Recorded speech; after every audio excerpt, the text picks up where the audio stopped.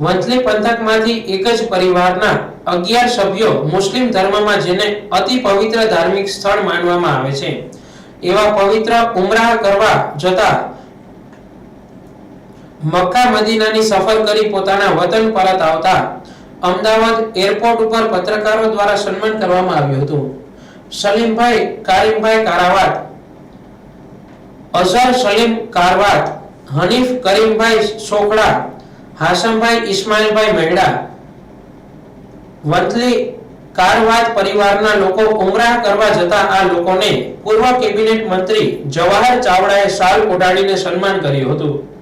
મુસ્લિમ લોકોનું અતિ પવિત્ર અને ધાર્મિક સ્થળ એટલે સાઉદી અરબમાં આવેલ મક્કા શરીફ અને મદીના શરીફ માટે મુસ્લિમ ધર્મમાં એવી માન્યતા અને ખૂબ જ શ્રદ્ધા રહેલી છે કે આ સ્થળે જે લોકો હજ કરવા જાય છે તે લોકો ખૂબ જ ધન્યતા અનુભવતા હોય છે અને મુસ્લિમો પણ હજ કરવા ગયેલા લોકોનો ખૂબ જ આદર કરતા હોય છે।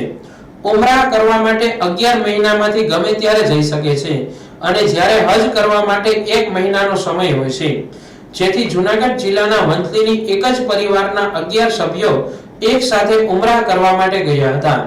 આજ રોજ અમદાવાદ પરત ફરતા પત્રકારો દ્વારા તે પરિવારના તમામ સદસ્યોનું અદકેરું સન્માન કરવામાં આવ્યું હતું। મારું નામ હાસમભાઈ મહેડા છે। હું છું વંથલીનો રહેવાસી। અમે બધા 11 જણાનું ગ્રુપ ઉમરા કરવા ગયા હતા।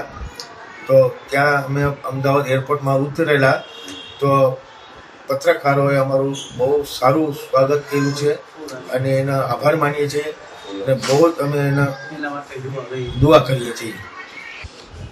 તમારી કેટલા દિવસની ટૂર હતી અને કેટલા જણા હતા તમારી સાથે? અમારી 22 દિવસની ટૂર હતી અને 11 જણા હતા।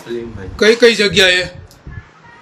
આથી જીદ્દા, જીદ્દાથી મક્કા, મક્કાથી મદીના, મદીનાથી જીદ્દા થઈને અમદાવાદ એરપોર્ટે અમે આવ્યા છીએ અને અમારો પત્રકારે બહુ જ સ્વાગત કર્યું છે, એનો આભાર માનીએ છીએ અને અમે શુક્રિયા કરીએ છીએ, એની દુઆ કરીએ છીએ।